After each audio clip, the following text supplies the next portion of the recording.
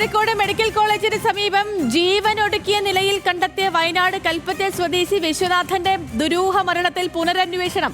60 ദിവസത്തിനുള്ളിൽ വീണ്ടും അന്വേഷണം നടത്തി റിപ്പോർട്ട് സമർപ്പിക്കാൻ കോഴിക്കോട് പ്രിൻസിപ്പൽ സെഷൻസ് കോടതി ഉത്തരവിട്ടു. 2024 വിശ്വനാഥന്റെ സഹോദരൻ വിനോദ് നൽകിയ ഹർജിയിലാണ് കോടതിയുടെ നിർണായക ഇടപെടൽ. News Malayalam exclusive.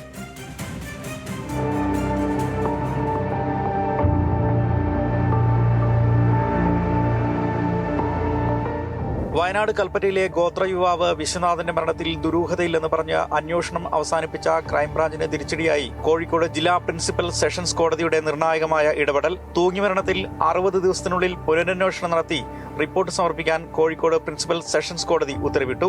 2024 വിശ്വനാഥന്റെ സഹോദരൻ വിനോദാണ് സംഭവത്തിൽ ദുരൂഹതയില്ലെന്ന് പറഞ്ഞ് അന്വേഷണം അവസാനിപ്പിച്ച ക്രൈംബ്രാഞ്ച് റിപ്പോർട്ടിനെതിരെ സെഷൻസ് കോടതിയിൽ അപ്പീൽ നൽകിയത്.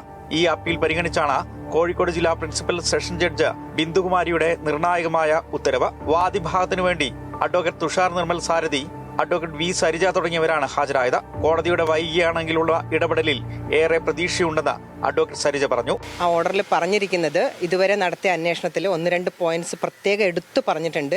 CCTV കാര്യങ്ങളെക്കുറിച്ചും CCTV ഫുട്ടേജ് പരിശോധിച്ചതിനെക്കുറിച്ചും പിന്നെ വിശ്വനാഥന്റെ കയ്യിൽ പൈസ ഉണ്ടായിരുന്നതിനെക്കുറിച്ചും അതേ കള്ളനെന്നും വിളിച്ചതും അതെന്തുകൊണ്ടാണ് ആ സാഹചര്യത്തെക്കുറിച്ചൊന്നും ഫർദർ കാര്യമായിട്ടുള്ള അന്വേഷണം നടന്നിട്ടില്ല എന്നുള്ളതും ആ അന്വേഷണത്തെക്കുറിച്ചൊക്കെ കാര്യമായിട്ട് അന്വേഷണം നടത്തി ഒരു 60 ദിവസത്തിനുള്ളിൽ ഇതിന്റെ റിപ്പോർട്ട് നൽകണമെന്നാണ് DYSPനോട് ആവശ്യപ്പെട്ടിരിക്കുന്നത്. 2023 ഫെബ്രുവരി 11 കോഴിക്കോട് മെഡിക്കൽ കോളേജ് കോമ്പൗണ്ടിലാണ് കൽപ്പറ്റ സ്വദേശിയായ ഗോത്ര യുവാവ് വിശ്വനാഥനെ തൂങ്ങി മരിച്ച നിലയിൽ കണ്ടെത്തിയത്. ഭാര്യയുടെ പ്രസവത്തിന് കൂട്ടിരിപ്പുകാരനായി എത്തിയതായിരുന്നു വിശ്വനാഥൻ.